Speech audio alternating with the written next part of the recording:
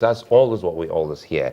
There's always denials. Until this moment, until this unfortunate incident happened in Delta State, no one, the intelligence, no one has been able to tell us who these ones are.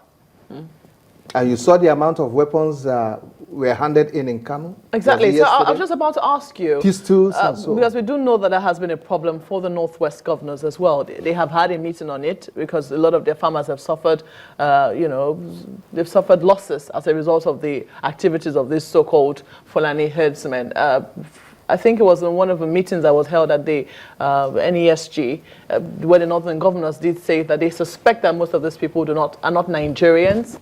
They come in from outside the country and they also have their bases. But I was going to ask, considering what happened in Kano yesterday, maybe not yesterday now, but considering what we saw happened in Kano with the surrendering of arms and amnesty being granted them, do you think that that's a viable way forward?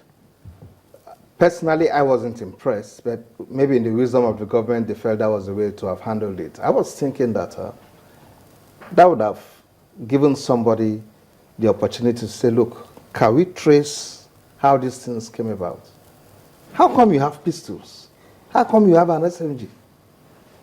And things like that, but I don't know. So don't you think that we can still take it from there? I mean, the fact that we've granted them amnesty doesn't mean that we cannot interrogate and put them to good use. We can grant you amnesty, but still seek that you cooperate with us in our investigations, so that we're able to trace and know where these things are coming from. There is this allegation, like you said, that these guys are mostly from outside the country. But Chief of Army Staff says many of these are Nigerians. No, he was referring to Boko Haram, the terrorists, not these guys. Who's a terrorist? They all terrorize people, and we should call a spade a spade. They all terrorize people. Call it Labo. Just in our opening sequence, we were talking about some people who were put on a ship coming to Nigeria, and now we're talking about people who are non-Nigerians with guns and pistols, terrorizing and killing people, and even trying to unseat traditional institution. These are terrorists. And two things are key here. What is the situation with our borders? Our borders are highly porous. And then how committed is the immigration? I've had the course in the course of my service to have worked at borders. And I know the attitude of our immigration guys to all this. In fact, they are more interested in those guys who don't even have the requisite papers to come in, because that's where they will make their little money from. Okay? And when you try to show certain patriotic, zeal and so on, it's like, Oga, no be your work with this now. This is my job.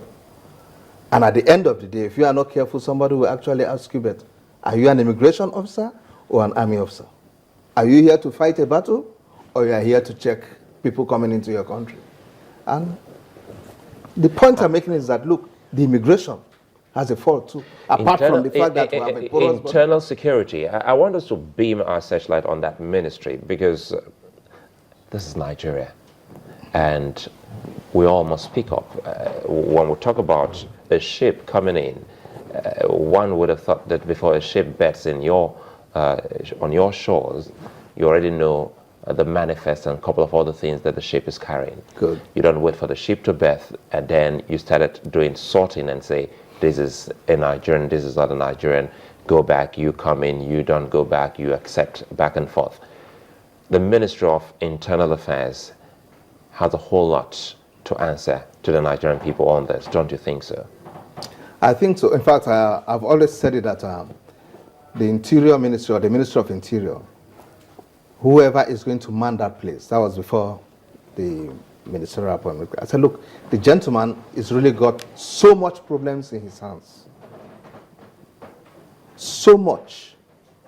Because look, I think there is the need for an overhaul. But the person manning it has so much experience on his hands too. Yes, yes. The gentleman that has been sent there is somebody with a wealth of experience too. Are you seeing that come to play now?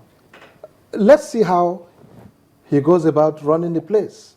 Okay, he has only just come in. But one thing is unfortunate. Do we have enough resources to see a lot of things go through? Because sincerely speaking, there's so much. After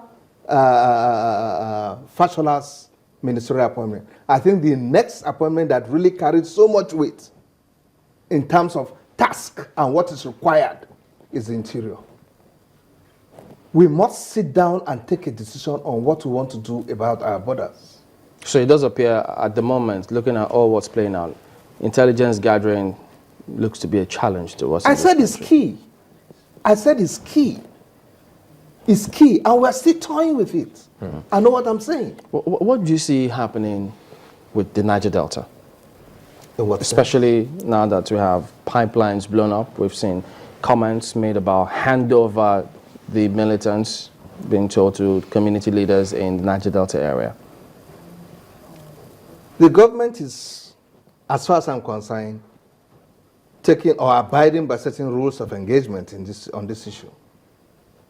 By the time government moves in to take necessary steps, I hope somebody will not say, but what was the rules of engagement? They are already telling the community leaders now, fish out these boys.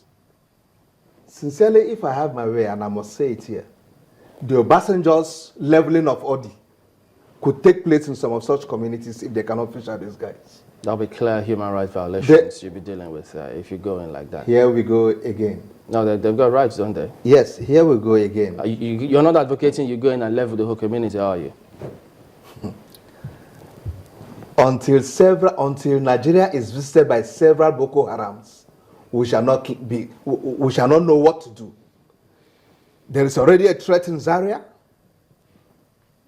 which, as far as I'm concerned, the earlier we keep that thing down, the better. Otherwise, give us another 5-10 years. But the approach, we shall be at war again. Isn't the approach with another Boko Haram? Must we all be? I mean, over El Zazaki's action in Zaria. What about the approach? Should we all be military about the approach? How we go about it?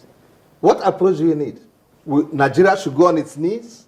Government should collapse because we want to beg El Zazaki. I'm not saying you have to beg him. I mean, so what right has he to prevent people from using a federal road? What right? Why is he not conscious of other people's rights? Is he the only one that has a religion? Have you heard Sasaki speak about this ever since? Well, I've read several things concerning, from both sides anyway, because I wanted a very balanced opinion on the whole thing. And as far as I'm concerned... He hasn't spoken to... Guys, have I missed anything? Has he spoken to the press? I'm not sure he has. No, but his aides have been talking, you know. His boys have been talking. All right, Colonel Hassan Stanlabo is a retired Army officer. Thank you very much for your thoughts today. I appreciate it, please.